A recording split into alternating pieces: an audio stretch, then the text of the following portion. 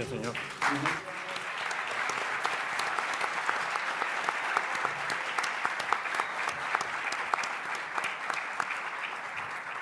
Al doctor Luis Porter, bienvenido, doctor.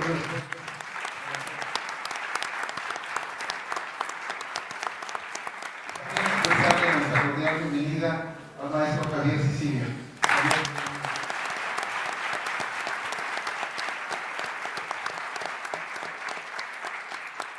Puesto a nuestro vicerrector ejecutivo, el doctor Miguel Ángel Navarro.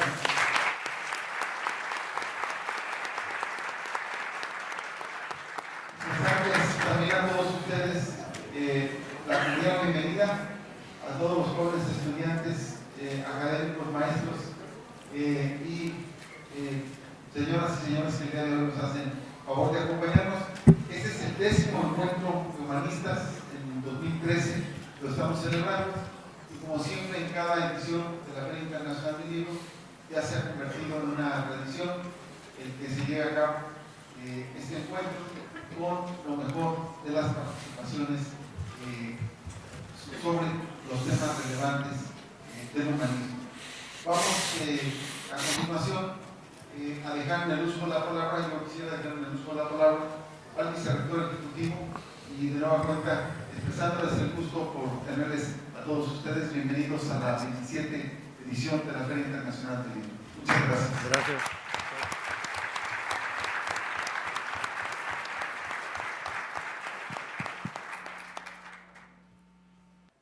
Agradecemos muy cumplidamente la visita de nuestro rector general, que hacía 5 años no teníamos por aquí.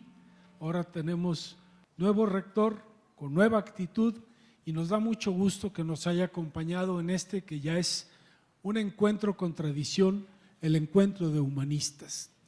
Un evento que se ha significado por no ser un evento de academia en el sentido estricto de la palabra, sino que es un encuentro en el que se han dado cita líderes, luchadores sociales, pensadores y humanistas, compartiendo todos la preocupación que tenemos en esta sociedad, en este tiempo, en este siglo XX, por recuperar el humanismo, es decir, poner al ser humano en el centro de todas las preocupaciones. En un tiempo en donde parece que el ser humano es lo que menos cuenta, en donde las noticias solamente nos dan idea de masacres, de crímenes, de engaño, de corrupción, de malos resultados en el sistema educativo. La pregunta que esta vez será el eje del encuentro de humanistas es: ¿cuál es la reforma educativa que México necesita? No es nuestra intención analizar la reforma educativa que se ha propuesto desde la Presidencia de la República, que ha sido aprobada por el Senado, pero cuyo resultado, lo leemos en los diarios, ha sido conflictos, encuentros, violencia entre los que están a favor, los que están en contra. Que si es una reforma política, que si es una reforma laboral, vamos aquí a preguntarnos en voz de 3 inspirados humanistas, ¿qué es lo que México necesita como una reforma educativa? No la que se está proponiendo, sino la que necesitamos. Y por eso tenemos hoy a 3 estupendos representantes del humanismo en diferentes vertientes. Indiscutiblemente que está con nosotros y es de sobra conocido el maestro Javier Sicilia, ensayista, poeta y abanderante de movimientos sociales por la justicia, por la dignidad. Debería leer su currículum, pero dado que se nos ha ido el tiempo en este intercambio de salones, si ustedes están de acuerdo, me lo permiten y me lo perdonan, creo que es mejor escucharlos a ellos que escuchar toda la larga lista de logros que han tenido. A Javier Sicilia todos lo conocemos. Nos acompaña también el doctor Andrés Fábregas Puig, Puig, dicen los que dicen que saben catalán, que debe pronunciarse Puig, quien es doctor en antropología y tiene una experiencia muy interesante con la Universidad Intercultural de Chiapas, en contacto con los pueblos indígenas, y la educación nos ofrece también un punto de vista muy interesante. Y por otra parte, también tenemos, para completar el cuadro, al doctor Luis Porter Galetar, a quien también le agradecemos su presencia en esta ocasión. Él es un académico de la Universidad Autónoma Metropolitana y cuenta con obra que da su perfil de pensador crítico. La Universidad de Papel, por ejemplo, y algo que quedó en prensa y no sé si salió, que es la no universidad. Yo lo conocí en borrador como la no universidad. Su pensamiento crítico sobre todo lo que si debe ser la educación es también lo que le tiene aquí participando con nosotros. A los tres les agradezco muchísimo. Tendremos, como en otras ocasiones, la oportunidad de escucharlos en una contrarréplica, si esto se da, y esperamos que en un segundo momento nos quede tiempo para que el público haga preguntas, las que, como en otras ocasiones, haremos repartiendo unas papeletas para que ellos tengan la oportunidad de organizar las preguntas y además, en obvio del tiempo, porque de aquí nos corren a las 9, para que no nos hagan ponencias, con todo respeto, desde el auditorio. Por eso tenemos los ponentes de este lado para escucharlos. Entonces, con esta mecánica, si están ustedes de acuerdo, y reiterando mi agradecimiento, pues yo le pasaré primero la voz al doctor Luis Porter Galetar para saber qué nos comienza a contar de este tema que hoy nos tiene aquí reunidos. Muy bien. Ok, gracias. Me voy a parar para no distraerme mucho. Buenas noches a todos. Muchas gracias, señor rector, que ya se fue, señor vicerrector, por haberme invitado. Es un honor muy grande estar aquí, es un premio, así lo tomo yo. Lo acepto por mi edad, porque si no lo acepto ahora ya no lo acepto nunca. Y pedí la palabra justamente porque tuve tiempo de pensar esta intervención, espero que no la haya pensado demasiado, y llegué a la conclusión que lo que mejor podía hacer era tratar de dar una serie de elementos que fueran útiles para ustedes y para mis compañeros de mesa, como para tomarlos en cuenta para ver el panorama educativo desde la reforma o utilizando la reforma como una excusa, pero en realidad el tema central sería la educación, ¿no? Para hacerlo, debido al tiempo, me imaginé un formato en el cual yo soy un maestro de escuela primaria y ustedes son los párvulos y yo tengo que decirles algo que se entienda, porque los académicos estamos acostumbrados a decir cosas ante las cuales la gente pone cara de que entiende, ¿no? Pero en realidad muchas veces no están claras. Entonces, un desafío que yo tengo, y pido que se me interrumpa cuando algo no se entienda, es decir cosas que se entiendan. Para no irme por las ramas, que es lo más divertido en cualquier discurso, traje unas hojas y resumí mi intervención en 4 puntos.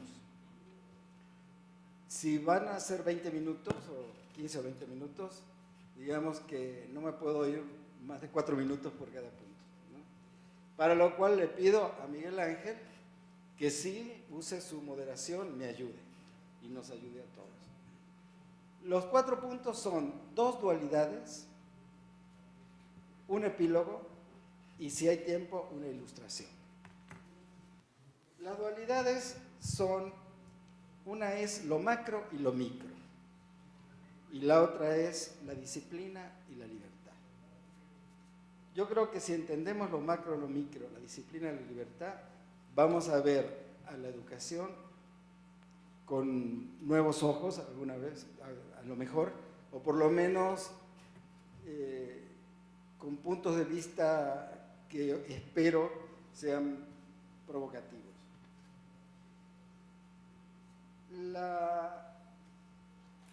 Lo macro es la manera en que, vamos a decir, el político ve la realidad. Puede ser el empresario, puede ser el mismo intelectual, ¿no? El macro es ese discurso que parece que escribiera la historia y desde el cual se dicta, por ejemplo, una reforma. Lo macro es ampuloso y deja fuera algo muy, muy importante, que es lo íntimo, lo anecdótico, lo que solamente se ve en lo micro. Un historiador muy importante, Isaías Berlín, escribió sobre este tema un ensayo que se llama El zorro, o el erizo y el zorro. Nosotros, erizo, yo le diría el puercoespín y el zorro. El puercoespín es el animal que, frente a un desafío, saca sus espinas y da una sola respuesta. El zorro es como todos nosotros, el que con los recursos que tiene, frente a una situación, mide, establece una estrategia, avanza o no avanza, ¿no? Lo que me importa a mí en esta dualidad, que es muy importante, es hacer ver que no podemos quedarnos en lo macro, porque lo macro es muy tramposo. El discurso macro puede decirnos que México es un país corrupto y tenemos que aceptarlo, o puede decirnos que la educación va muy bien y con estadísticas comprobarlo. O sea, el discurso macro es peligroso porque es abstracto, ¿no? El micro, en cambio, y es el punto que yo quiero hacer con esta dualidad, nos permite ver de cerca lo que está pasando. Entonces aquí mi pregunta es, o mi afirmación, o mi esperanza es, que cuando nosotros vemos nuestro mundo desde donde estamos, reconocemos entre nuestros amigos, entre nuestros proyectos, entre las redes, entre las experiencias, cosas buenas. O sea, en México hay gente valiosa. Entre nuestros amigos hay gente que no es corrupta, hay gente que se la juega, hay gente que está comprometida, hay estudiantes brillantes, hay artesanos con sentido del humor y con sagacidad. O sea, nosotros sabemos que somos una sociedad rica y la riqueza mayor de esta sociedad está en su raíz cultural, en su historia, ¿no? Entonces, ese es un primer punto. Macro, cuidado; micro, ahí está la riqueza, pero siempre tiene que haber un término medio entre lo macro y lo micro. No es que uno es bueno y otro es malo, sino que hay que tener esas dos dimensiones. La siguiente dualidad, si voy en tiempo, es disciplina versus libertad. La disciplina, y todos ustedes sabrán de lo que estoy hablando, es un camino muy importante en la educación. O sea, no puede haber una educación sin un nivel de disciplina y de rigor.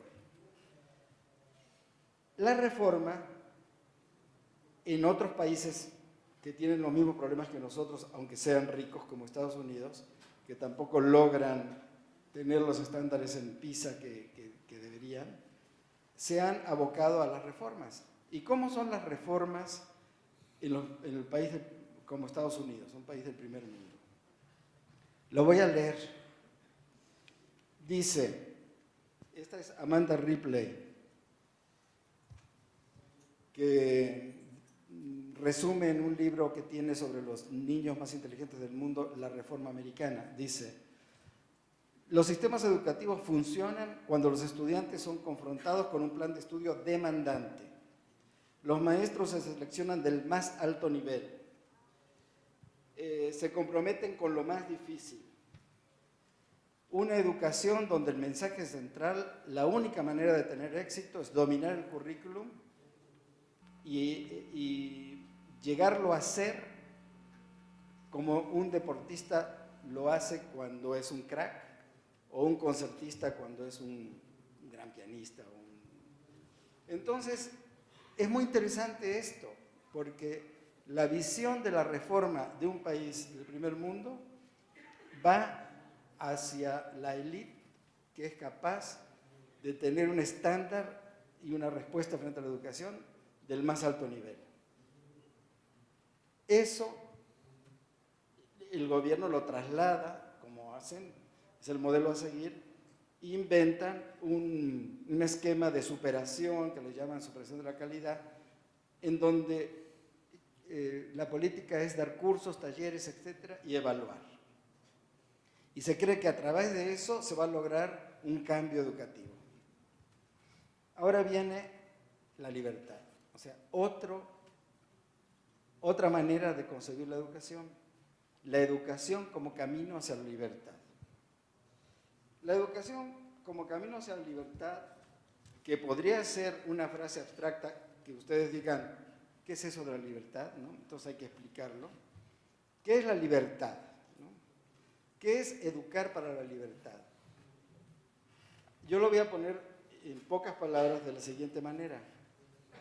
Cuando un maestro esté donde esté situado, establece una comunicación con el alumno a partir de un tema o de un asunto, de un ejemplo de cualquier campo, la química, la física, la matemática, la historia, de tal manera que ese estudiante de pronto se da cuenta que entiende y se reconoce inteligente, ese momento que todos tenemos y debemos de seguir teniendo, en el que uno se siente inteligente, en ese momento el estudiante se libera. Se libera ¿por qué? Porque es capaz de enfrentarse a sí mismo y decir, yo entendí. Y es más importante eso que lo que entendió. Lo que entendió, sea matemática, sea física, sea química, es un vehículo para que ese estudiante se reconozca inteligente. Pero no solamente inteligente. Si el alumno hace, el maestro hace que ese estudiante lea una poesía y en un momento dado ese alumno se dé cuenta o sienta o se emocione en esa lectura, ese estudiante va a decir, ah, esto es la poesía. Yo entiendo lo que quiso decir este poeta. Aunque lo que entienda no fue lo que el poeta quiso decir, no importa, ¿no? Lo importa que se asume como ser sensible. A esa pedagogía yo le llamo la pedagogía del conócete a ti mismo. Pero esa pedagogía se resume muy bien en una manera de saludar que tienen los celtales allá en Chiapas, de donde es nuestro amigo Fábregas, que dice, por aquí lo tengo,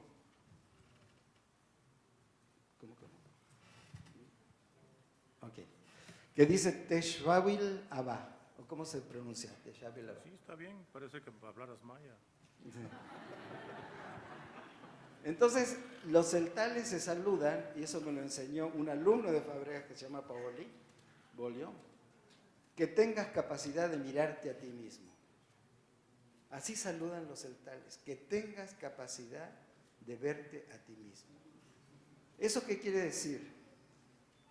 Muy diferente a Dios, encomiendo tu alma. Quiere decir que el que es capaz de verse a sí mismo es aquel que se reconoce inteligente o que se reconoce un ser humano que está vivo y activo y en funciones y que tiene una relación de reconciliación consigo mismo. Se mira al espejo y dice, a lo mejor no soy guapo, a lo mejor no soy alto, a lo mejor no soy esto, pero tonto no soy, ¿no?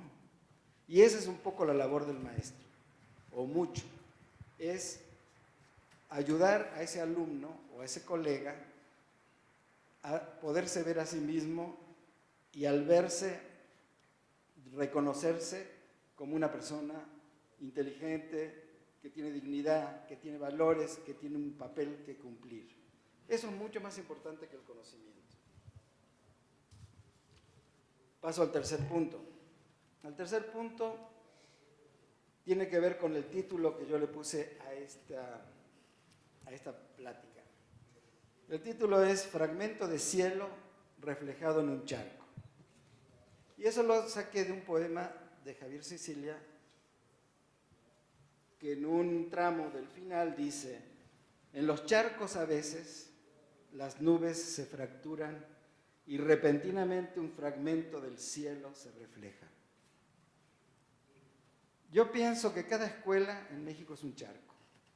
La palabra charco a lo mejor no es muy poética, no sé, pero refleja muy bien algo que es un vestigio de la tormenta. Vestigio se llama el libro de Javier, y donde en un agua quizás turbia, quizás temporal, destinada a evaporarse, sin embargo se refleja el cielo. Y el conocimiento, eso es.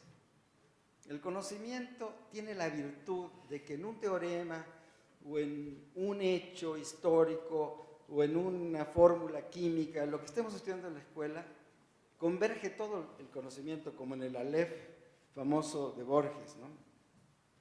En cada escuela, no importa la forma, no importa dónde esté situada, se refleja el cielo, porque el cielo es el universo, es el todo, ¿no? No se necesita ser un sabio, ni ser un maestro preparado que haya ido a obtener muchos diplomas. Se necesita un maestro capaz de ver él y hacerle ver al alumno ese punto en donde todo converge. Y por eso hay sabios. Los sabios no son los que leyeron. Esta feria sirve mucho para darnos cuenta que jamás vamos a poder leer ni una mínima parte de lo que se escribe y publica.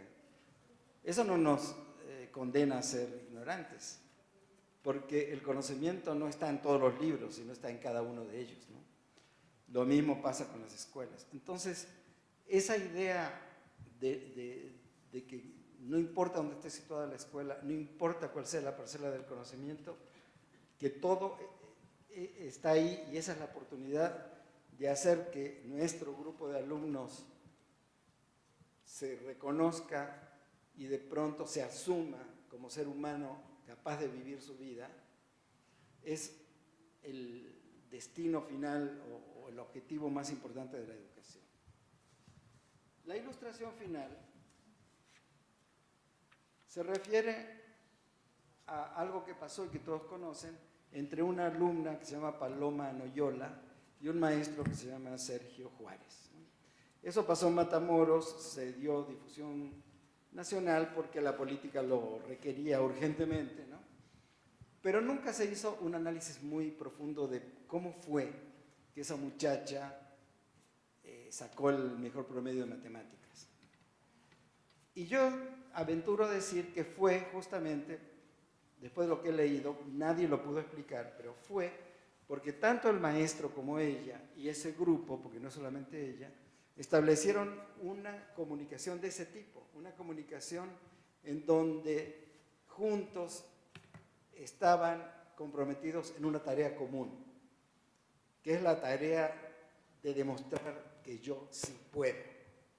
Y eso fue lo que hizo, no fue nada mágico como dice el periodismo, que dejaron una computadora con ciertas cosas y en libertad la muchacha aprendió gracias a que la computadora mágicamente le dijo algo al oído. No es cierto.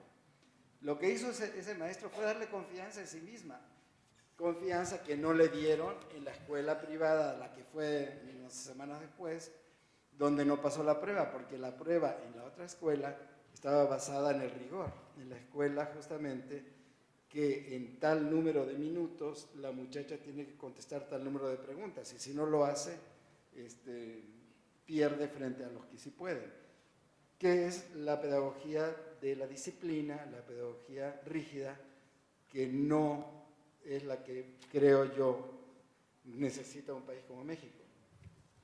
Para terminar, yo diría dos cosas. Una, que me gusta mucho la idea del charco que me inspiró Javier, que dice, ¿no? Cada charco encierra el infinito Aleph, esa letra que es todas las letras, esa esfera cuyo centro está en todas partes, ese Nahui Olin de los cuatro vientos que concentra todos los puntos cardinales en un solo sol.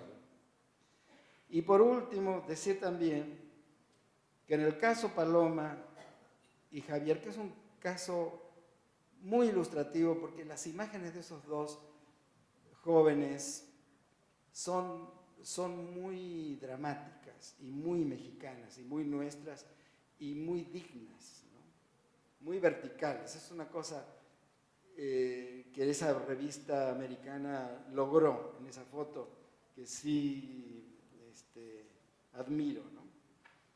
Y lo que hizo ese hombre fue comunicar que todas las inteligencias son iguales, que quien quiere puede, que es posible enseñar lo que se ignora, que todo existe en todo y que quien enseña sin emancipar embrutece. Gracias.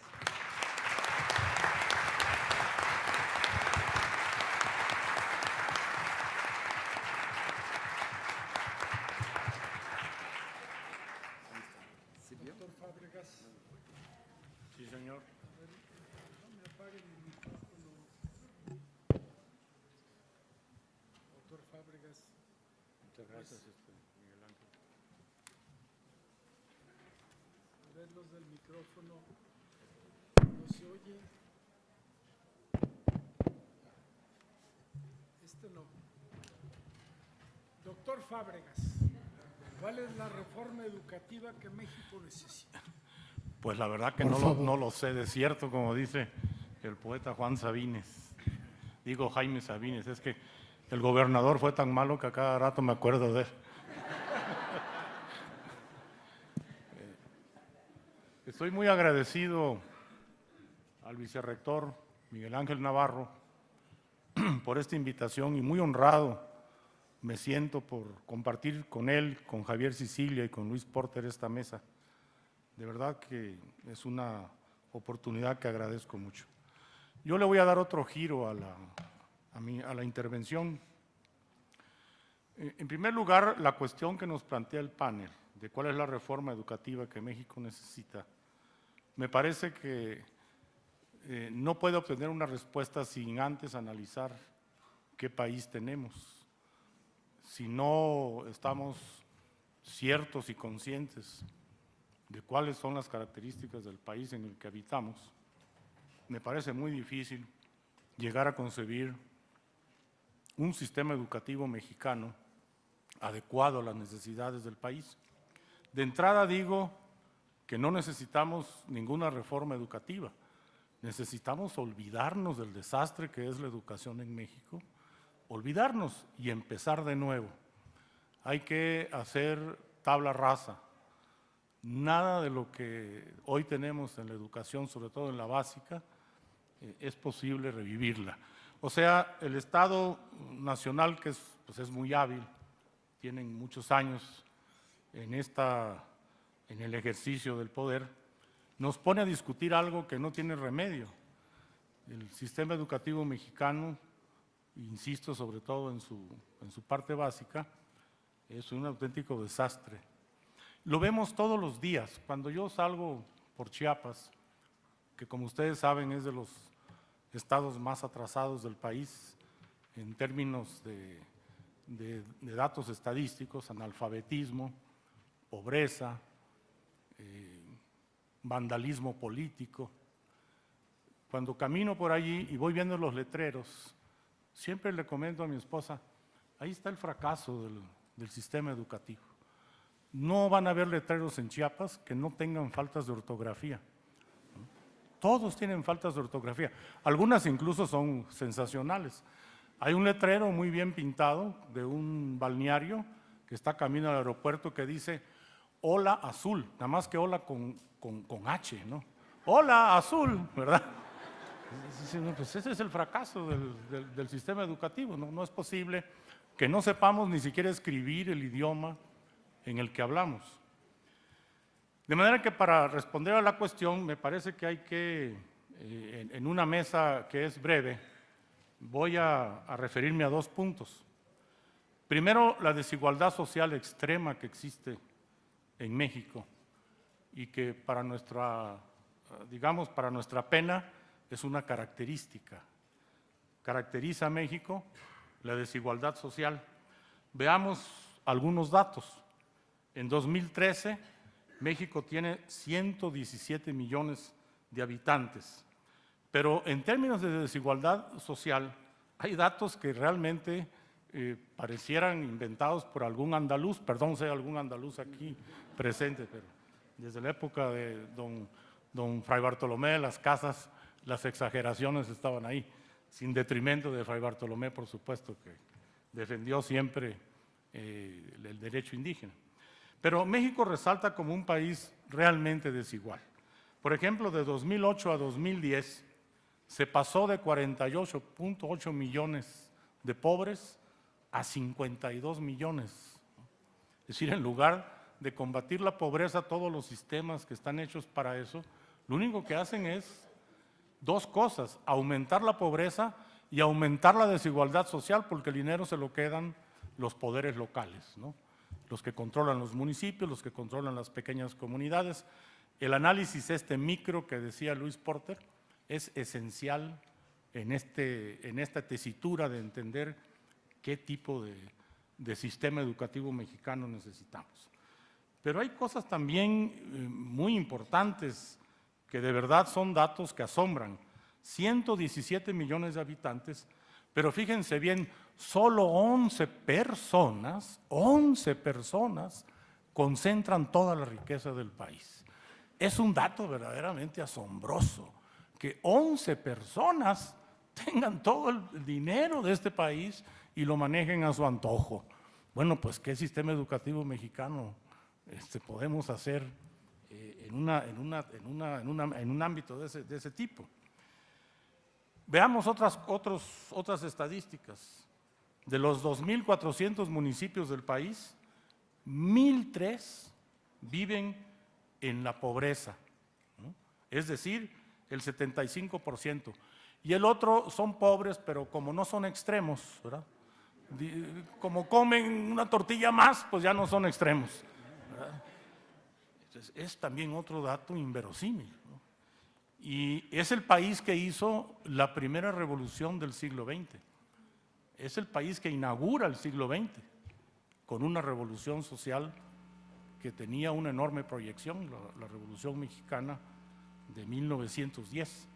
Entonces, la desigualdad social es uno de los temas prioritarios. Por favor, lean ustedes la actual reforma que se nos está proponiendo y a ver si tenemos esos datos ahí. Otra cuestión que es política, y la voy a tocar solo de paso, es que unidos a estos datos, el Estado Nacional Mexicano, que nace dentro de un modelo corporativo, un modelo de control de todos los sectores de la sociedad, crea también al Frankenstein que después tuvo que meter a la cárcel, ¿no? Por desgracia es mi paisana, porque es una vergüenza para Chiapas, ¿no? Pero mi paisana, la maestra, como se le dice, pues fue criatura del Estado Nacional Mexicano. ¿Por qué no lo dice eso en sus considerandos, la reforma educativa? Considerando que nosotros creamos al Frankenstein, ¿verdad? ¿No? O la Coyolxauhqui, una cosa así dice Javier. Pero es que verdaderamente a mí me parece, como dicen los españoles, impresentable, pues que no se reconozca quién creó a este demonio, ¿verdad? Bueno, ya está en la cárcel. Entonces dice uno, ¿qué pretende el Estado? Pues no cuesta mucho trabajo descubrirlo. El Estado pretende volver a controlar el sindicato. Se le salió de las manos. Frankenstein adquirió un gran poder, ¿no? Y a grado tal que se echó contra su creador, ¿no? Y finalmente el creador dijo, no, pues te vamos a demostrar quién te hizo, ¿verdad? Y ahí está en la cárcel. Bueno, esto también debería de decirse en los considerandos, ¿no? De por qué la reforma, de por qué el sistema educativo mexicano se encuentra en esas condiciones. Y lo otro, que algo de eso decía Luis Porter también en su intervención, es que en medio de esto resalta el ingenio, la inteligencia del pueblo mexicano. En Chiapas otra vez, donde tenemos los 27 municipios más pobres de México, en estos municipios, en la sierra de Chiapas, en donde las escuelas no tienen pizarrón, no tienen baños, en donde a veces el maestro tiene que dar clases abajo de los árboles, varios niños sacaron el primer lugar, y en matemáticas. Entonces uno dice ahí, bueno, ¿cómo le hicieron los maestros para enseñarles matemáticas a estos niños que llegan muy mal comidos a la escuela? Y ese es otro tema. En un país de desnutridos, ¿cómo vamos a exigirle concentración a los estudiantes? La desigualdad social. Me podría llevar toda la tarde hablando de eso, pero yo creo que con los datos que hemos comentado es suficiente para darnos cuenta de la gravedad del problema. Lo segundo es la diversidad cultural en México. Y en esto el sistema educativo sí pensó, pero lo pensó desde un modelo de aculturación inducida.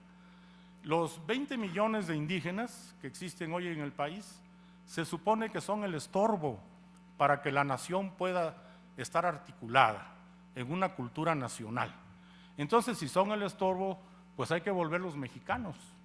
Y tomaron justamente el prototipo, y de eso no tienen la culpa los salteños de Jalisco, tomaron el prototipo de los Altos de Jalisco. Todos los mexicanos tenemos que ser como ellos, lo cual pues sería muy agradable, pero no se puede. No se puede porque hay muchas historias locales, hay pueblos con tradiciones, hay raíces que evitan que eso sea cierto. Y el tratar de hacer una aculturación de esta masa es una tarea verdaderamente imposible. El sistema educativo mexicano sí lo pensó, y Rafael Ramírez, el gran director de la Escuela Rural Mexicana, le decía a sus maestros: prohibido que los niños hablen las jerigonzas que hablan, ni siquiera dialectos, que es la palabra que se usa, ¿no? Porque no se puede usar la palabra idiomas, eso nada más para el castellano. Entonces las jerigonzas que hablan, fíjense que aquí tenemos 11 familias lingüísticas en este país. Estas familias lingüísticas presentan 364 variantes. Digo, si eso no es riqueza, pues entonces no sé qué es.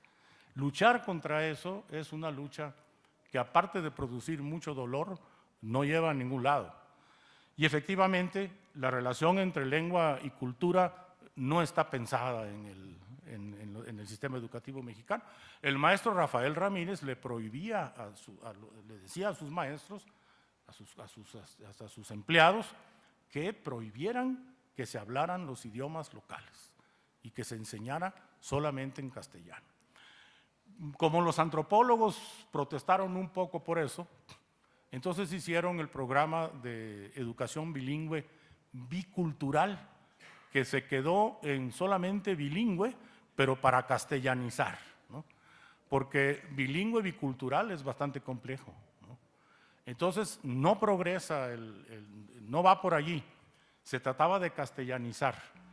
Y bueno, yo no sé si ustedes han oído historias de jóvenes indígenas, de las que pasaron en las escuelas, de cómo les fue.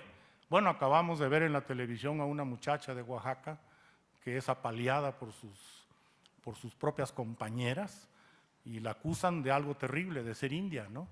Y le pegan y los maestros no hacen nada, ¿no? Porque es una india, no es una persona.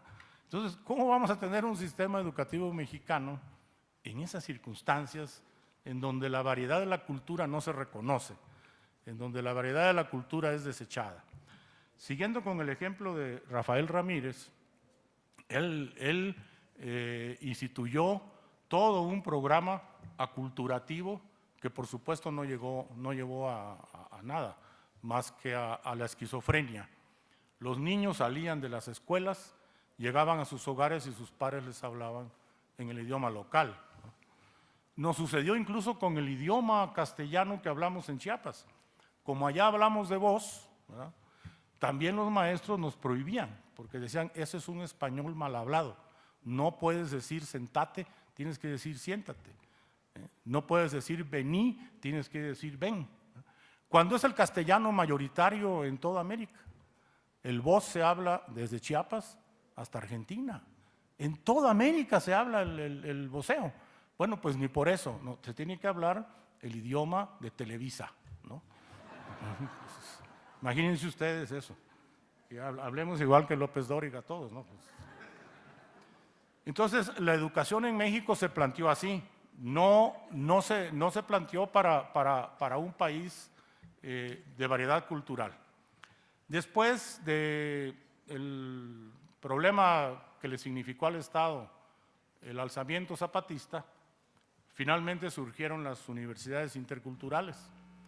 Yo fui rector de una universidad durante 6 años, hasta que el gobernador, ahora sí, Juan Sabines, ¿verdad?, amablemente me invitó a que yo me saliera, porque le pareció que era demasiado subversivo lo que estaba pasando ahí.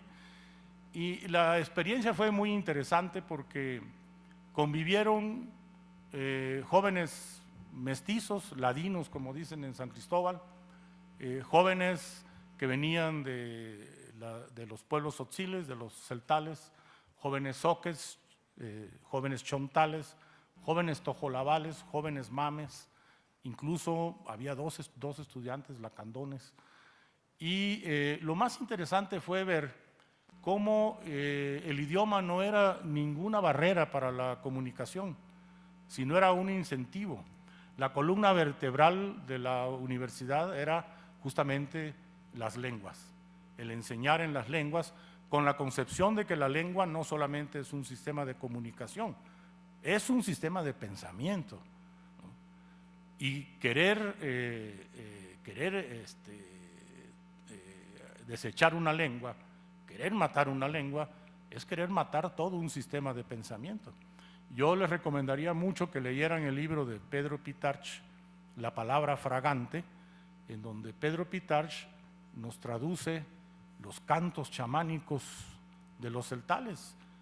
Y me van a decir los lectores si eso no es poesía de la más alta calidad. O sea, todos estos mitos de que las culturas indígenas no tienen nada que ofrecer, ¿verdad? Y la Universidad Intercultural también tuvo la experiencia de que pudimos introducir, por ejemplo, en la carrera de desarrollo, pudimos introducir toda la sabiduría agrícola que tienen estos pueblos. Y fue muy interesante cómo se discutía con los libros, ¿no?, cómo se discutía con lo que decían los libros y con lo que decían los que siembran, los que tienen el conocimiento empírico. Entonces, la interculturalidad también esa actitud intercultural nos permitió el poder tener enseñanza del tzotzil para jóvenes que hablaban zoque, o enseñanza del zoque para jóvenes que hablaban chontal, y ver la riqueza de las lenguas, discutir conceptos como cultura en distintas lenguas e ir elaborando un ámbito en el que los propios estudiantes iban construyendo un mundo que empezó a ser como una especie de cápsula en una ciudad como San Cristóbal, en donde la tensión entre indios y ladinos continúa y es muy fuerte, ¿no? Bueno, la experiencia se truncó, ya no pudo seguir más. Incluso un proceso que a mí me parecía muy interesante, que yo lo observaba muy de cerca, era cómo los estudiantes hacían grupos de teatro mixtos en términos de lenguas, y cómo una obra de teatro era representada en distintas lenguas en ese momento, y entender no solamente la fuerza de la lengua, ¿no?, sino lo que estaban expresando esos estudiantes, ¿no? Lo que estaban expresando era que sí era posible la convivencia. Pero bueno, hoy el sistema de universidades interculturales está en una verdadera crisis. Me atrevo a decir que fue una simulación, otra de tantas que hace el Estado. Y bueno, finalmente Y me consta además, porque íbamos mucho a México para gestionar recursos, que siempre se vio como la universidad para los indios. Una anécdota que es muy interesante para ilustrarles esto es cuando empezamos a discutir los planos del edificio de la universidad. La SEP me presentó unos planos donde eran unas especies de palapas marisqueras las que querían que se hiciera ahí, ¿verdad? Y les dije, pero si no vamos a comer mariscos, es para la enseñanza, para jóvenes mexicanos. Me dijeron, bueno, pero es que es muy caro y bueno, y les costaba. Y les dije, dígalo, finalmente son indios, ¿verdad? Bueno, no, por favor. Bueno, pues entonces, ¿por qué quieren ustedes que enseñemos en unas palapas marisqueras, ¿verdad? Hasta que al final de cuentas se logró que aprobaran un proyecto más o menos decente para que fueran los edificios de la universidad. Pero ese detalle nos muestra cómo efectivamente no está en nuestra cabeza pensar en estos 20 millones de ciudadanos mexicanos. Finalmente, me parece que no podemos pensar en un programa pedagógico en este país sin tener en consideración estas dos vertientes, estas dos dimensiones. El país necesita una completa transformación de la educación, un rehacer de nuevo el sistema educativo mexicano. Y finalmente también el país necesita un plan pedagógico que, como decía Luis Porter, se vaya a lo concreto. Dentro de una concepción general, lo concreto tiene que estar presente. No es posible que los jóvenes de Chiapas no sepan el nombre de los ríos de su tierra, ni de los cerros, y sin embargo sepan cómo se llama el Popocatépetl y el Iztaccíhuatl, ¿no? Eso es lo que no es tolerable. Muchas gracias.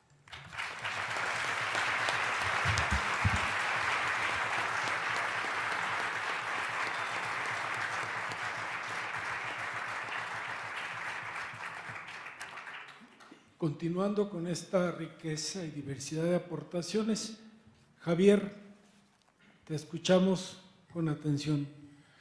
Pues muchas gracias, buenas noches. Qué bueno que han hablado de diversidad, de multiculturalidad, porque yo cada vez que vengo a una mesa de estas yo que soy un poeta en resistencia, y me siento con doctores, me pasa lo que siempre me viene a la mente, ese chiste del tipo que fue a ver a un psicoanalista. Y dice, cuénteme. Dice, pues mire, tengo un problema, tengo un complejo de inferioridad. Dice, a ver, cuénteme. Y pasan los 45 minutos de rigor. Y entonces el psicoanalista le dice, mire, después de hoy tengo una buena y una mala noticia. Dígame la buena, doctor, dice, usted no tiene complejo de inferioridad. Y la mala, usted es inferior, ¿no? Entonces cuando ya me aplacaron, o sea, ya me sentí como en casa, pues, porque yo...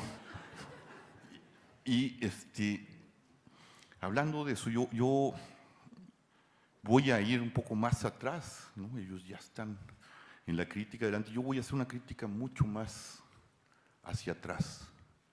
Voy a criticar el concepto de educación. Tenemos la idea,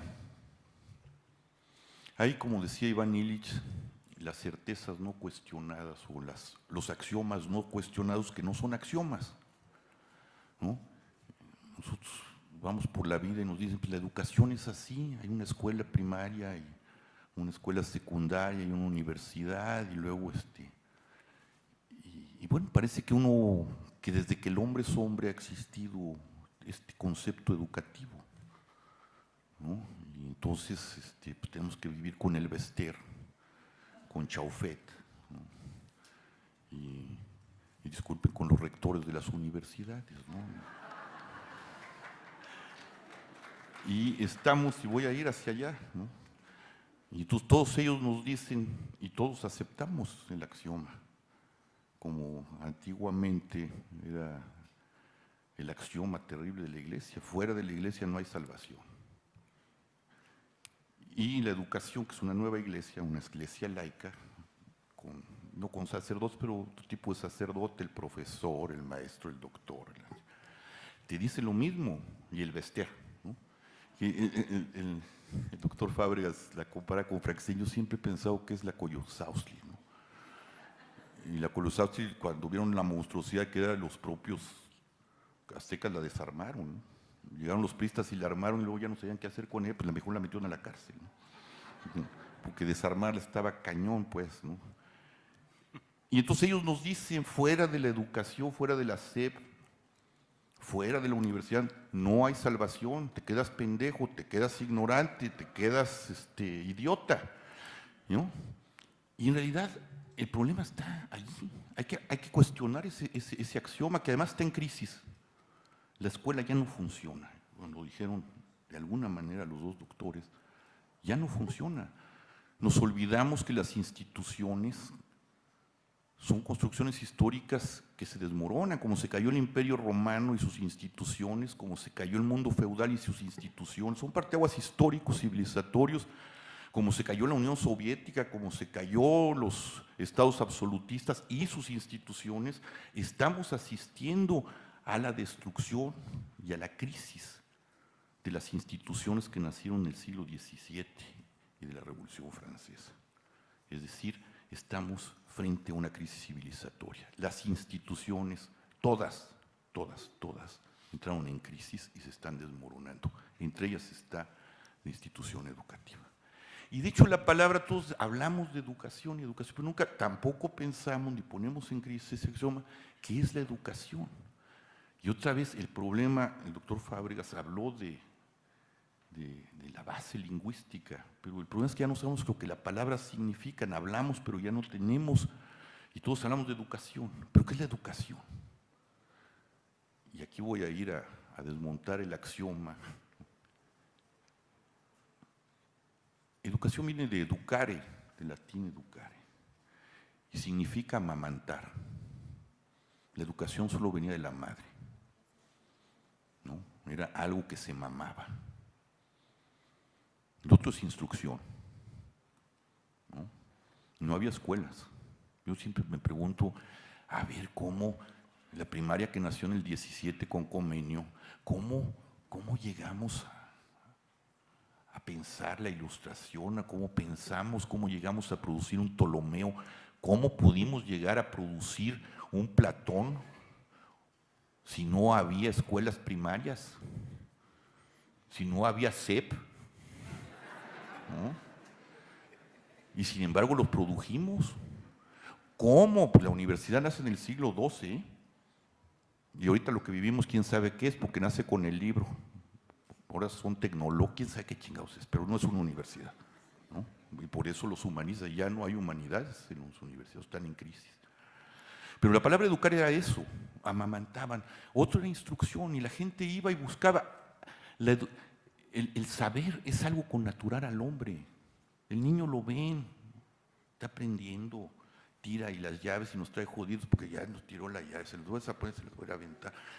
Está aprendiendo, está descubriendo la gravedad, está fascinado, ¿no? Pero llega a la iglesia, ahí empieza uno de los graves problemas. Y la iglesia dice, fuera de nosotros no hay salvación, ¿eh? Y se tienen que someter a una instrucción para salvar su alma, si no se van al infierno. Y entonces empieza la instrucción, y ahí viene la idea de la usurpación de la madre, de lo que era la educación, que era un asunto de la madre, y la instrucción que uno encontraba buscando, ¿no? Si a mí me gustaba la filosofía, seguramente en el mundo griego iba a ir a la farmacia de Platón, ¿no? Iba a ir allá con Sócrates a discutir, ¿no? A platicar, a conversar, ¿no? No tenía que ir a la escuela de filosofía y letras, ¿no? Iba con los maestros, los que sabían, los que estaban pensando. Pero llega a la iglesia y dice, no, aquí los controlamos y el saber lo marcamos nosotros, y usurpa esa condición de educare y se le atribuye a la institución.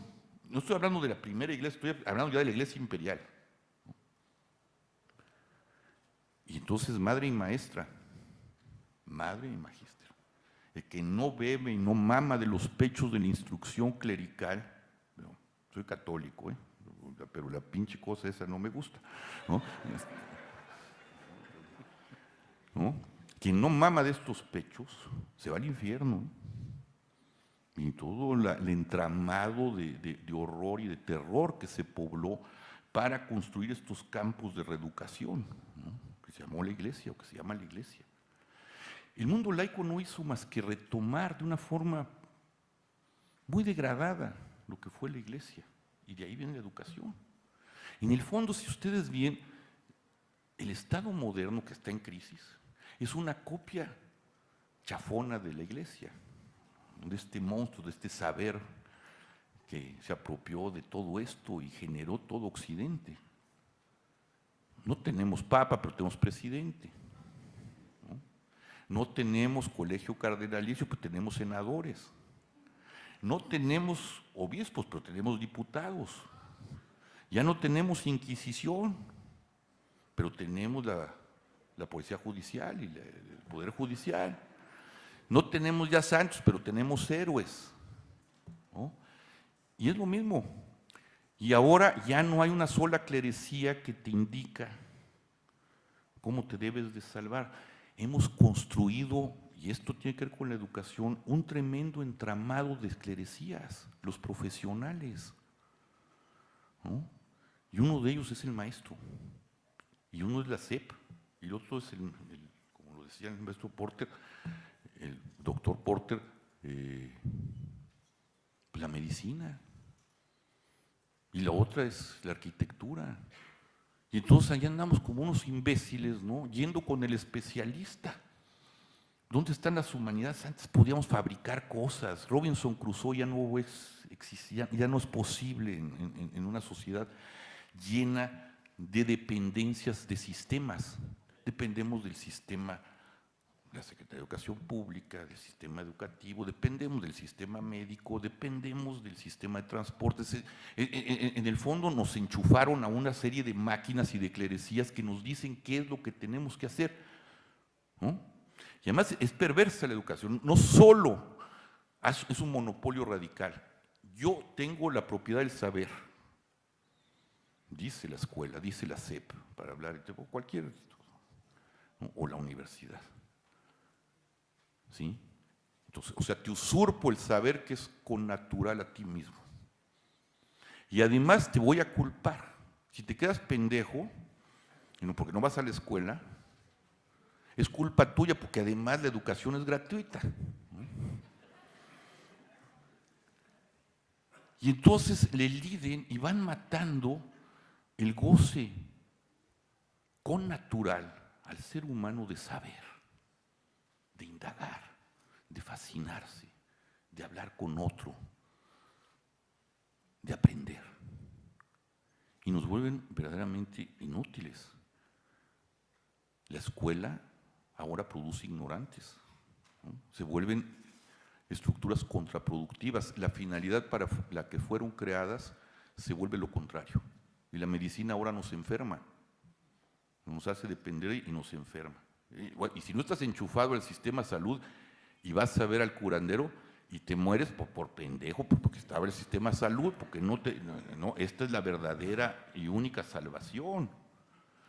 Entonces, cuando los doctores dicen, es que tenemos que repensar, el sistema, no, hay que mandar al carajo el sistema.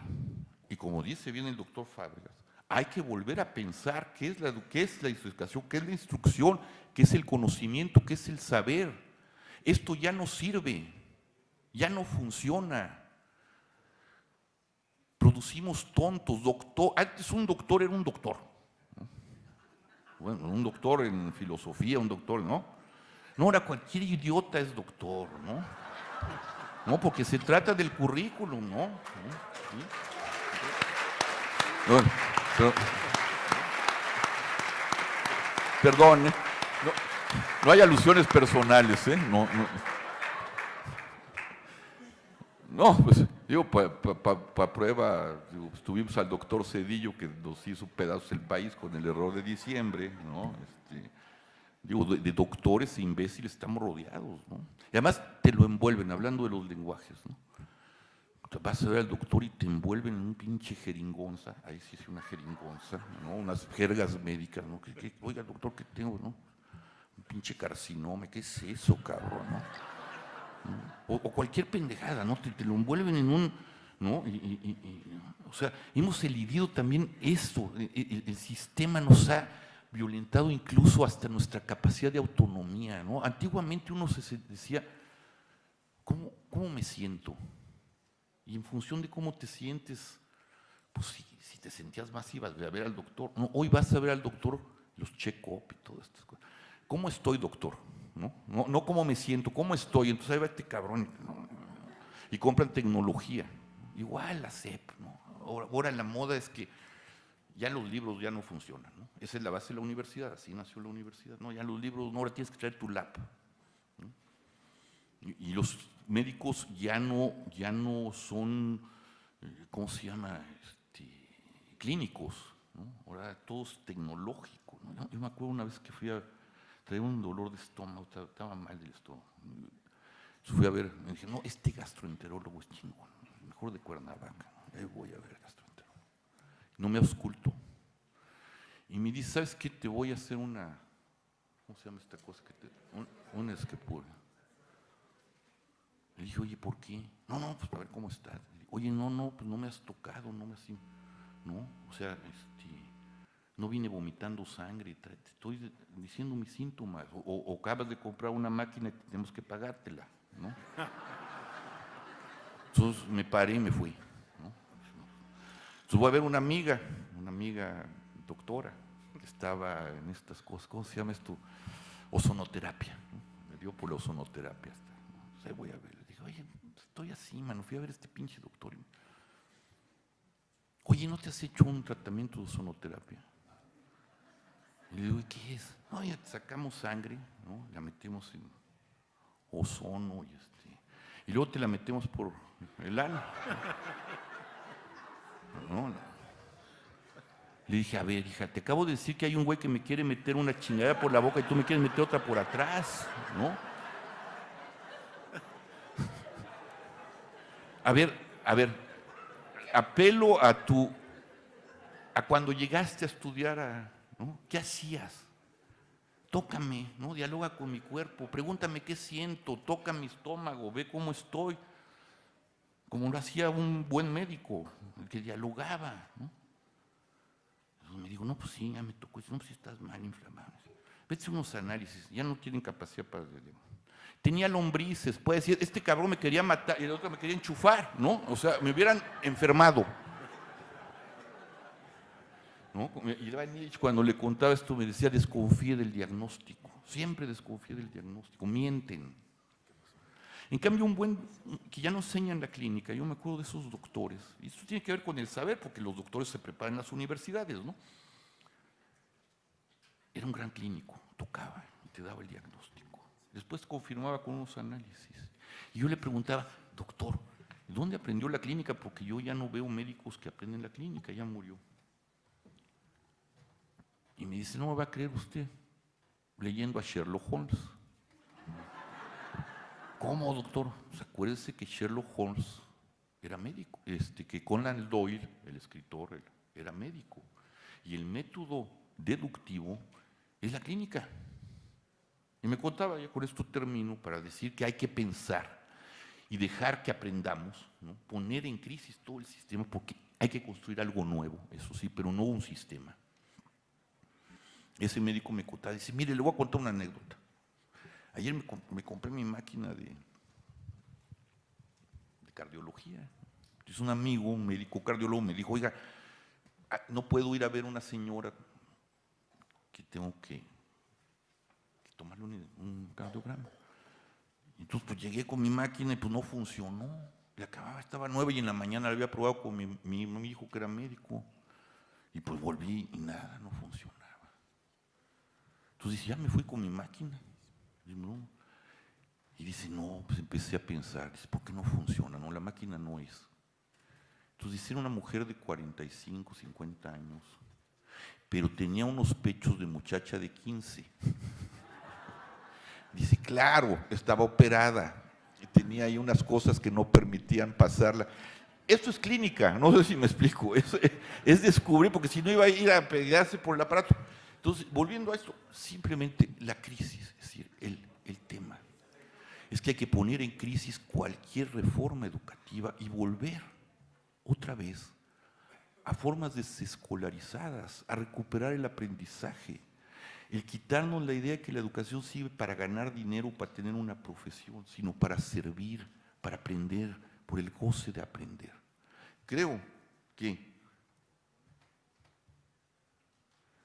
una alternativa y alguien que está pensando de diferente manera, aunque de repente se contaminan, y yo tuve que pelearme con ellos, con los zapatistas, porque me invitaron a su escuelita, ¿no?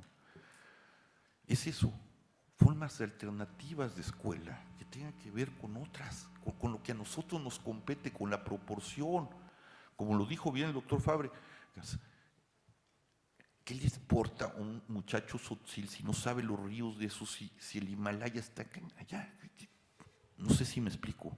¿Para qué? ¿Para llevarlo a la Ciudad de México? ¿Para que vale a hacer una carrera que lo lleve a hacer dinero? No, no es el tema. El tema es el gusto del saber, el gusto del conocer la proporción. Los caracoles son algo interesante.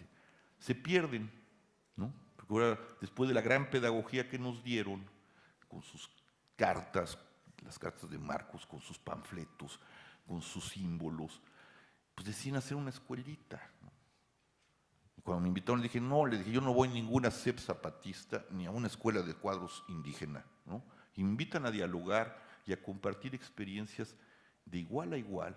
Voy con mucho gusto. Ahora no me vengan a decir que ahora aquellos que les impusimos ahora nos van a educar a nosotros. No, no se trata de eso, se trata del diálogo, se trata del conocimiento, se trata del compartir experiencias, de compartir el saber que encontramos en el diálogo con los otros y en el aprendizaje con los otros. Con esto termino, me gustaría seguir hablando, creo que el tema da para mucho, igual a los doctores, pero bueno, lo dejamos aquí. Y sí, hay muchas preguntas, muchas gracias.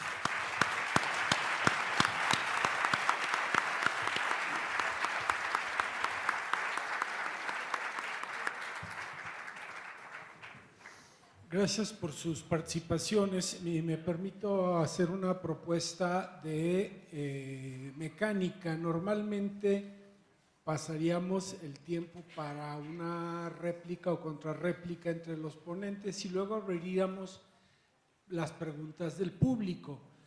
Les propongo que hagamos las dos cosas al mismo tiempo. Es decir, hay un montón de preguntas que el público nos ha hecho llegar.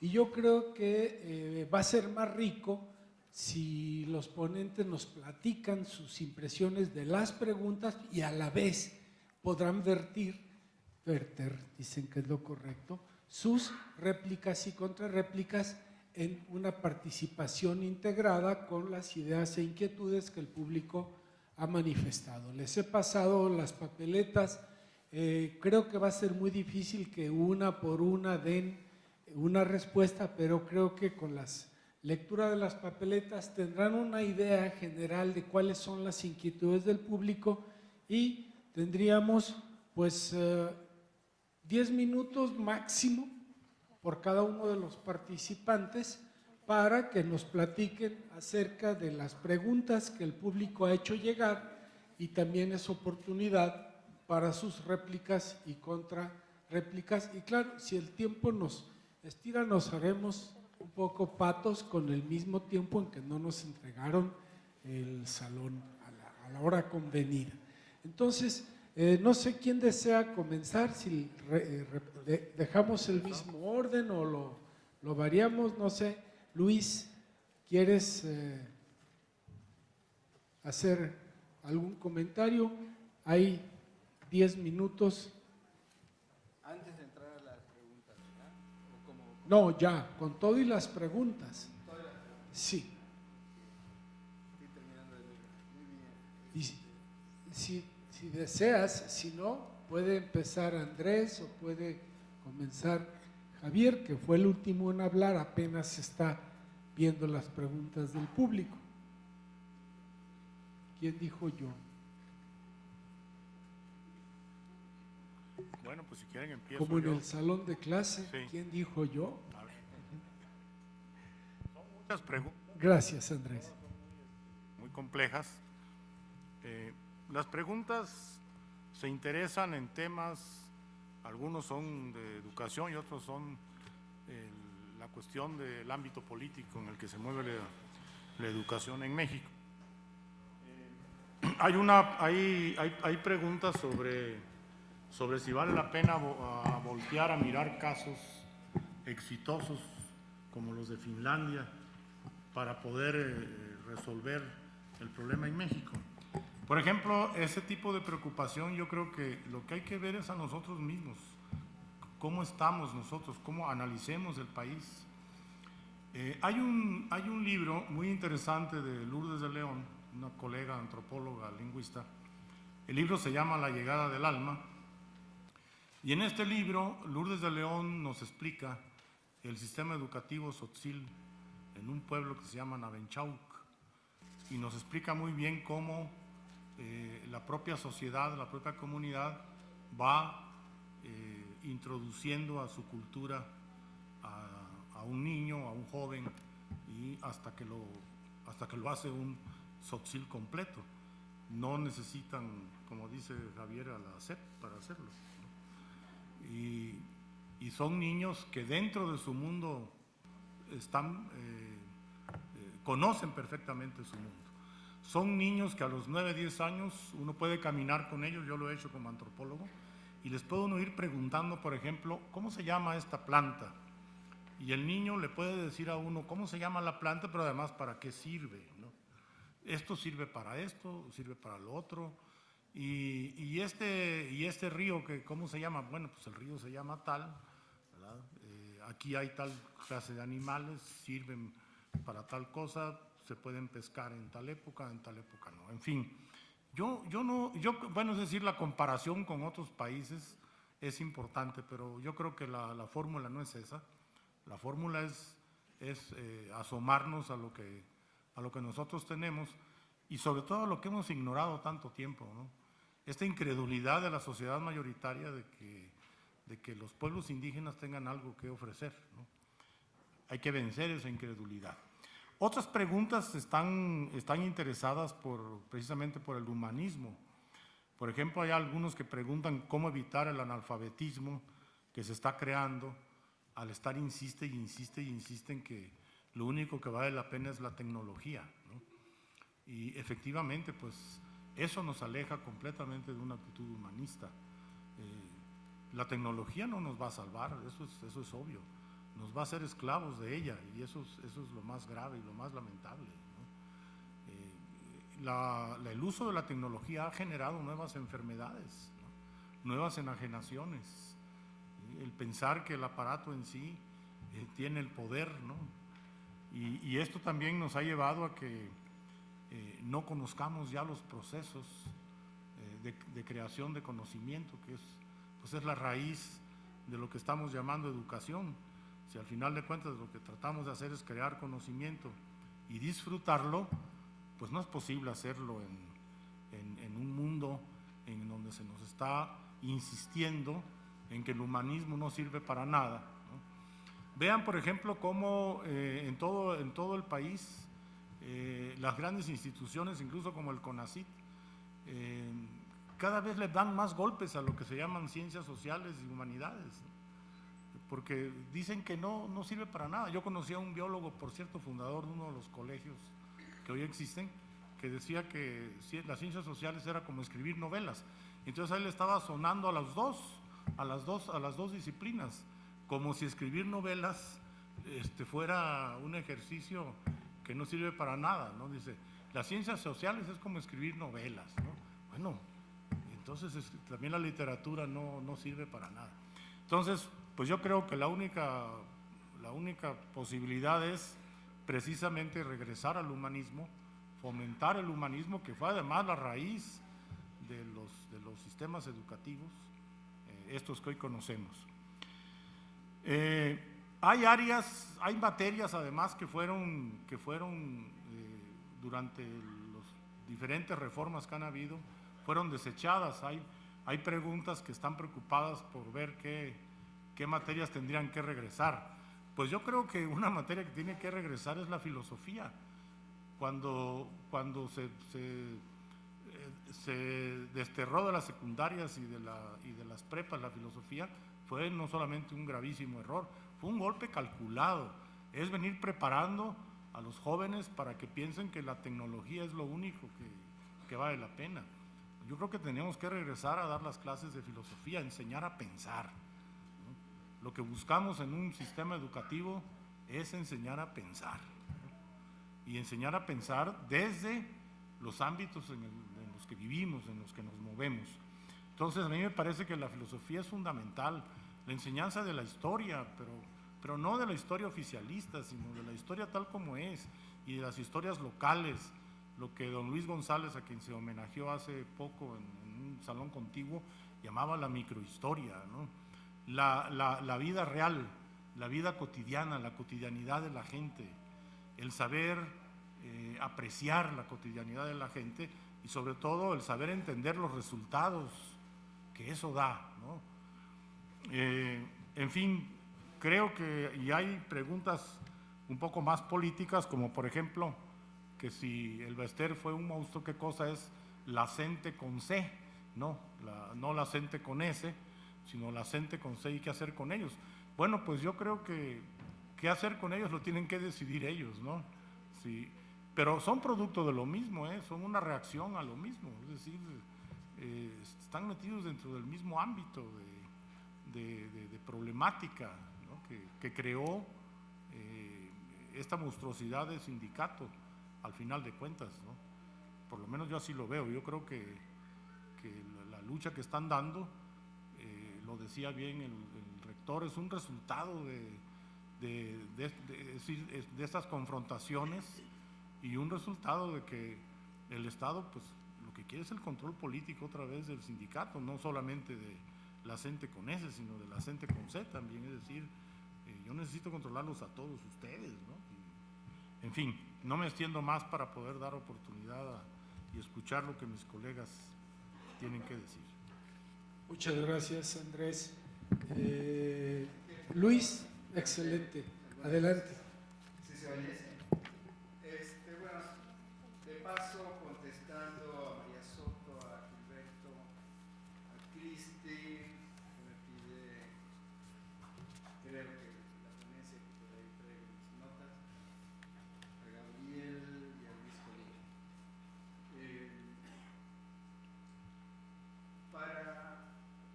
Antes de llegar a lo que platiqué, a hablar de estos temas de macro, micro, rigor, libertad, mi primera reacción fue hablar de una concepción del tiempo diferente que nos haga pensar en una educación que deje de ser lo que es, donde no haya ni primaria ni secundaria, no haya esas divisiones arbitrarias, no haya ese esquema, o sea, desaparecer la educación formal. No es algo que a mí se me ocurrió. Justamente en Harvard hay reuniones hace poco y se habló de eso, de cómo el concepto que tenemos del tiempo, incluso de lo que es niñez o lo que es adolescencia, son fabricaciones culturales que deberían de cambiar. Y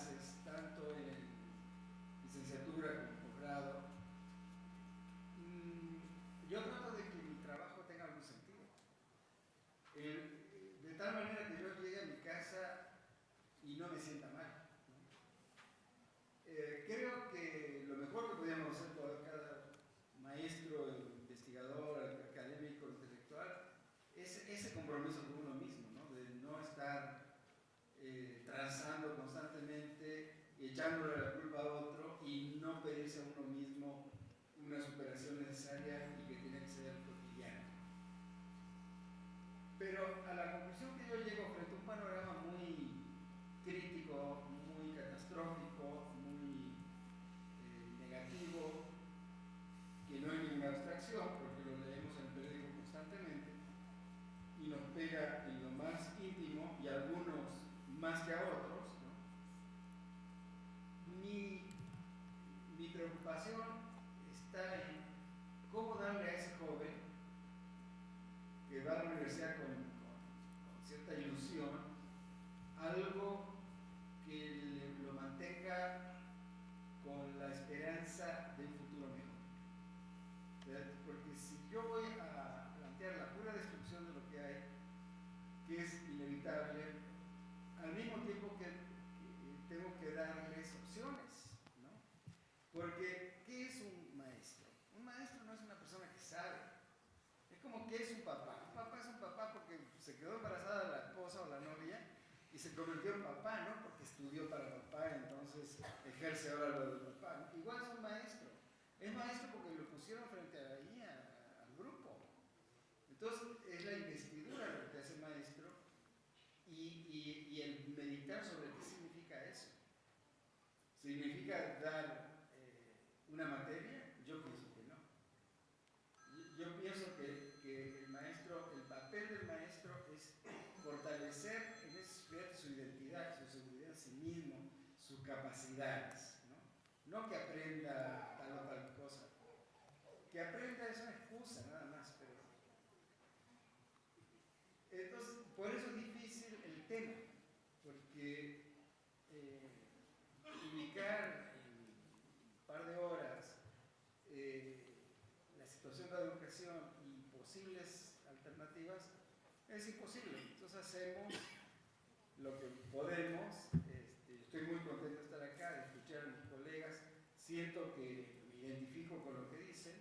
No hay controversia en el sentido de un debate de posiciones encontradas, sino que hay diferentes tonos y actitudes, algunas más radicales, otras a lo mejor buscando salidas que le den a ese joven que está frente a uno en el salón,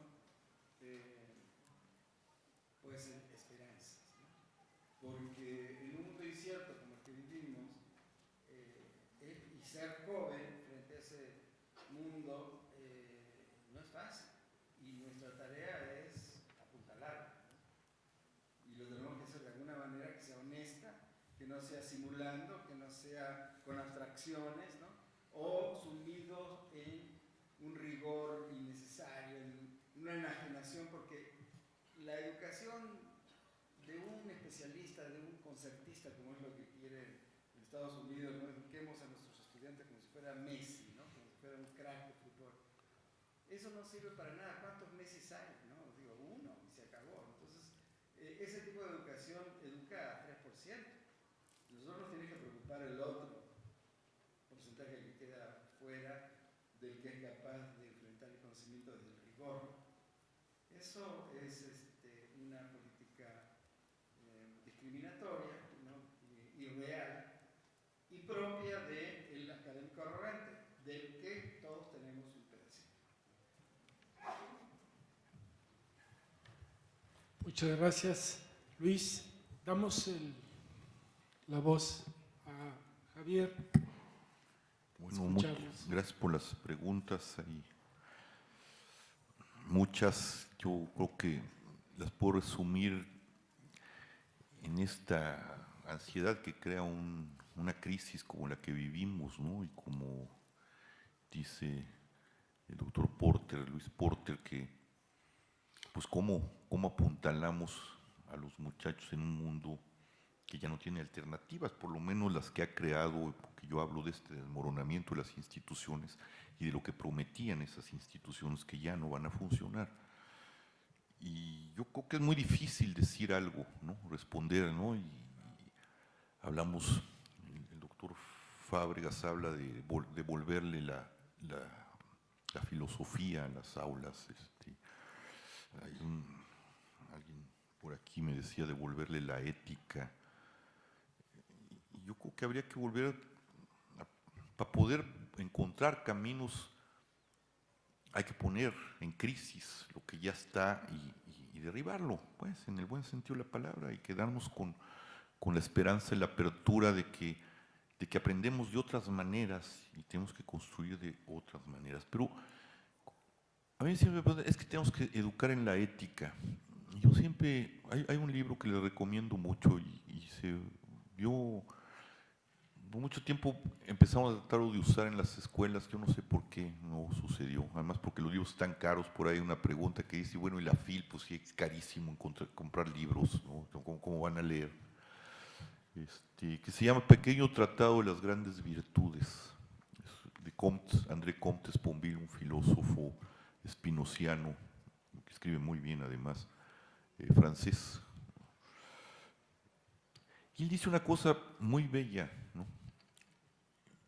Bueno, no les relato, el libro está muy bien construido, empieza con algo que no es una virtud y termina con algo que no es una virtud, ¿no? La cortesía o el civismo, bueno, y el amor, que no son virtudes, pero una permite la construcción de la ética y la otra es, y en realidad una forma, todas las virtudes, toda la ética, que nadie ya piensa en eso, es una imitación del amor, la generosidad, la tolerancia, la magnanimidad, todas las virtudes que ya no. Y dice Comte Sponville, es que la ética no se enseña verbalmente, no se enseña en un aula, se enseña con el ejemplo. Uno no se vuelve bueno porque sí.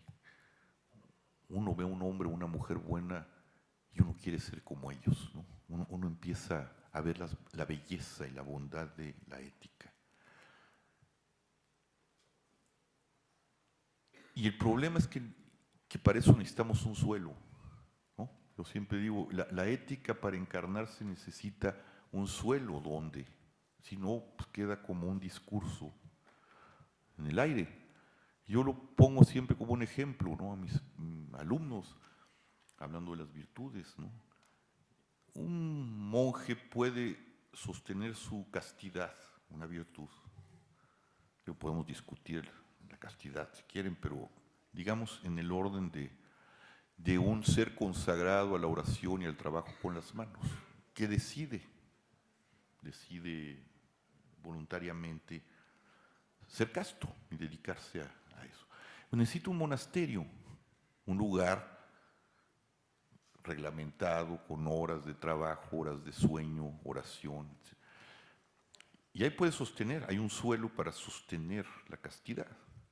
Pero si ese monje lo saco de ese suelo y lo meto en el centro de una orgía, pues se acabó, no hay suelo para sostener la castidad y se podrá amarrar a mí, no me pasa nada, pero aquí ya adentro ya no, ¿eh?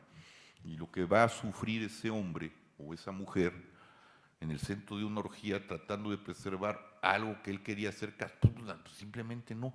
El problema es que nuestra educación está sobre un suelo que no prepara para la ética.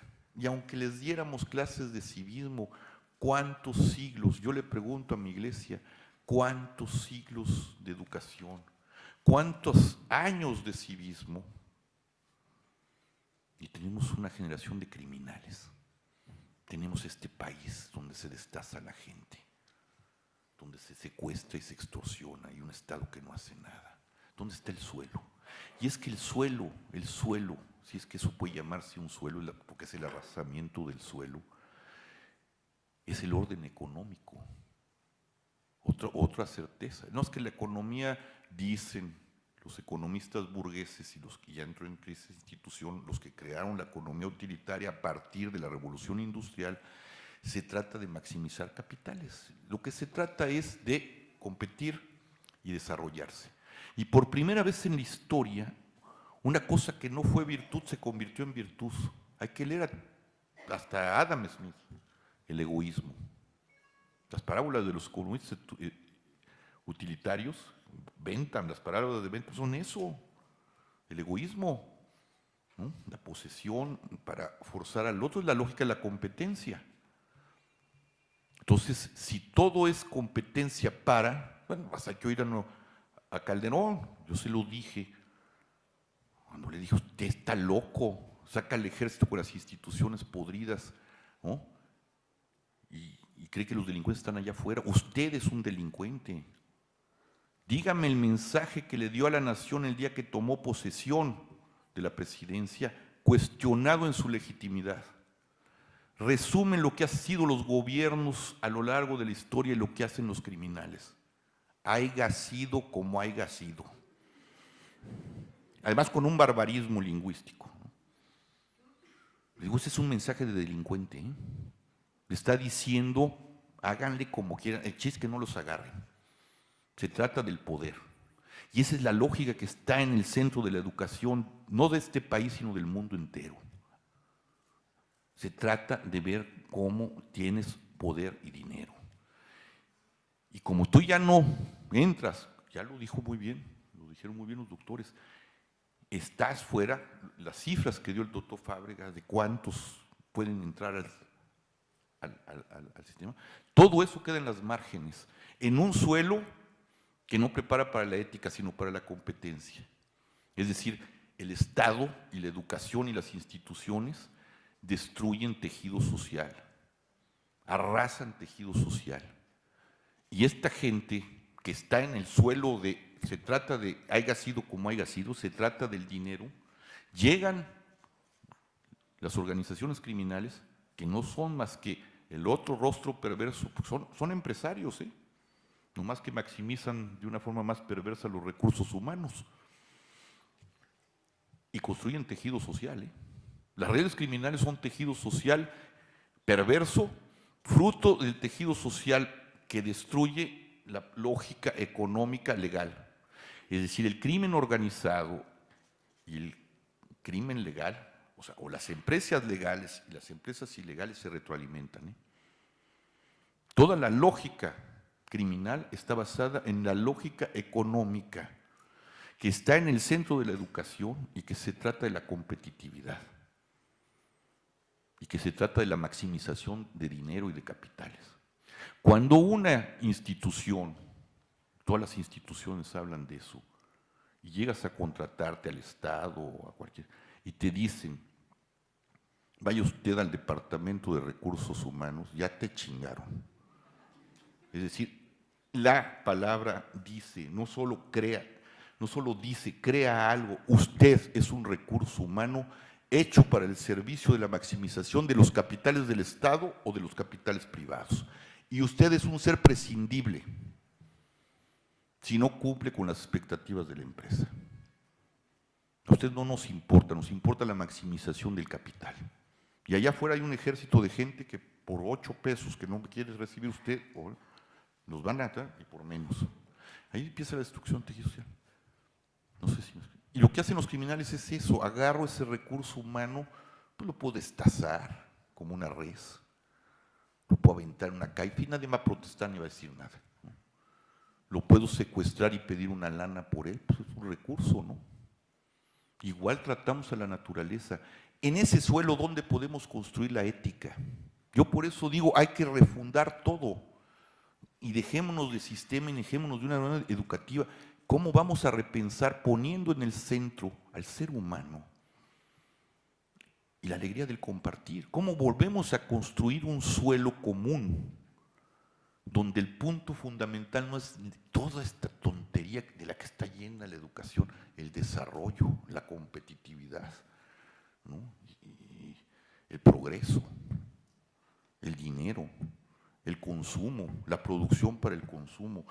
Pues en eso nomás vamos a tener formas criminales atenuadas, ilegales, o formas muy perversas e ilegales. El tema de la droga que nos ha costado, yo con esto termino, más de 100,000 muertos, porque todo nació de la guerra contra las drogas, es decir, de prohibir y satanizar una sustancia que ha acompañado a la humanidad desde que la humanidad es la humanidad. La prohibición de la droga tiene que ver con el dinero, alimenta capitales ilegales y capitales legales. Y produce negocios contraproductivos, no improductivos, contraproductivos, que son negocios como la medicina que enferma, ¿no? Que es contraproductiva, no productiva. Y muy simple, esto está prohibido y criminalizado, y quien posee esa sustancia hay que meterlo a la cárcel y perseguirlo. ¿En nombre de qué? No sé. ¿No? Entonces, tenemos que quitarnos la satanización de la droga y pensarla de nuevo, ¿no? Porque antes que eso había que prohibir otras tantas sustancias, ¿no? Pues al rato estamos perseguidos todos, porque todo es droga, todo es, a final de cuentas todo es terrible. Bueno, aquí se criminaliza, ¿no? Y un presidente imbécil y un sistema decide tomar la prohibición de la droga, que es la guerra la declara Estados Unidos con el presidente Nixon en 70, y se vuelve una política de Estado. Y llega este imbécil y toma, y dice, sí, vamos a pegarle a los narcotraficantes. Detrás de todo esto está algo, ahí está la lógica perversa. Se prohíbe la droga, que es un asunto a última instancia de libertades y de salud pública. Y en Estados Unidos tienen liberalizadas las armas. Esos sí son asuntos de seguridad nacional. Bueno, esas armas le llegan a este país y enriquezamos a los armeros para armar al ejército y a las policías y a los delincuentes, en nombre de proteger a los muchachos de la droga. Y esas armas matan a los muchachos para que no se droguen, incluso a muchachos que no tenían nada que ver con la droga, o a corromperlos del lado del sistema. Y se lava dinero. Ese dinero pasa a las instituciones bancarias legales y se lava. Y en Estados Unidos es negocio para las cárceles. Estados Unidos tiene el 5% de la población mundial. Tiene el 25% de los presos del mundo. Es decir, los presos de ese país están por encima de países que Estados Unidos señalaría como antidemocráticos y totalitarios o autoritarios. Y la mayor parte de esa gente, porque las cárceles son privadas, es negocio legal, son negros y latinos, asociados con el tema de la droga, ¿no? Entonces, armas, jueces, cárceles, no sé si me explico, bancos, empresas, probablemente ni atacan el lavado de dinero porque seguramente el 40 o el 50% viene de negocios ilícitos que alimentan los negocios lícitos. Todavía hay que ver todo eso.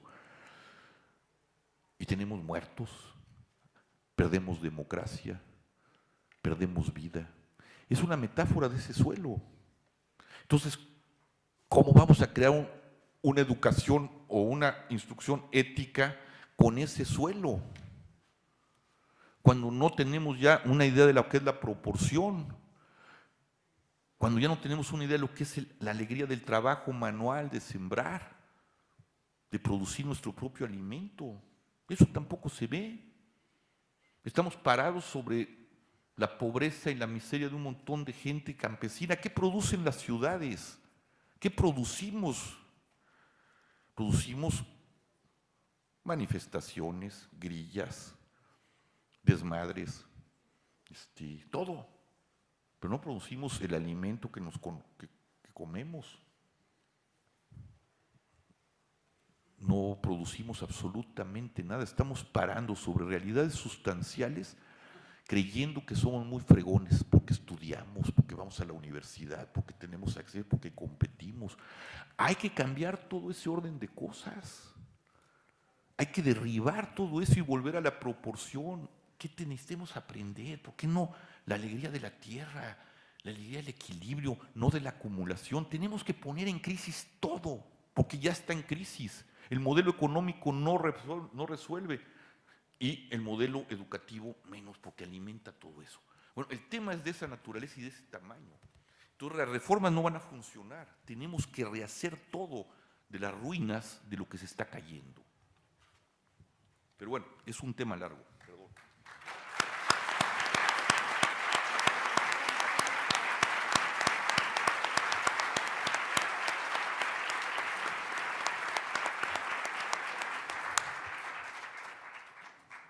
Agradecemos muchísimo a nuestros distinguidos ponentes. Realmente este tema es profundo y el título era más una provocación para que circularan las ideas y ustedes vieron lo complejo que resulta. Todos los enfoques atañen diferentes aspectos del problema educativo del que no podemos separar ni el sistema político ni el sistema social. Es para irnos pensando un poquito todas las cosas que tenemos que mejorar.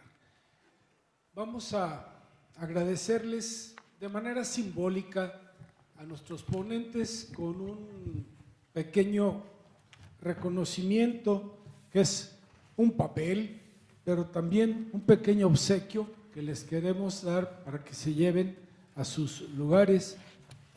Primero, al doctor Luis Porter Galetar, nuestro reconocimiento y agradecimiento.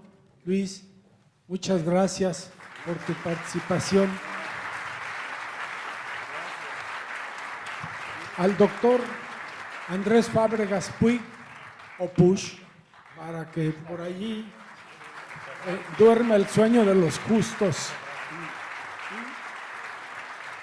A Javier Sicilia, un papelito que lleva adentro todo nuestro agradecimiento.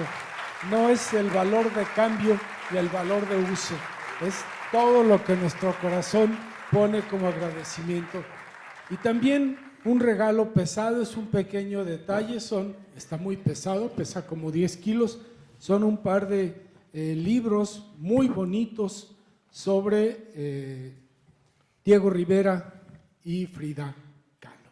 Entonces, nuestro agradecimiento para todos ustedes también. Gracias por atender esta invitación abierta de la Vicerrectoría para el encuentro de humanistas. A todos los que nos acompañaron, nos vemos el año próximo, si no hay nada que lo impida. Muchas gracias.